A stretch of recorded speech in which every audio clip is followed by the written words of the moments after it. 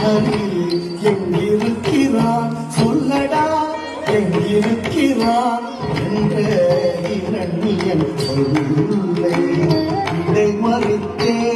அவன் பிள்ளை ஹரி எங்கும் இருப்பான் தூணில் இங்கும் இருப்பான் எங்கும் இருப்பான் தூணில் இங்கும் இருப்பான் என இயம்பியதால் நேர்ந்த பொருளை நீங்கவும் பொங்கு சில வம்பனது உடவுடலும் தசை நின்றெழுந்த தொங்கியோடு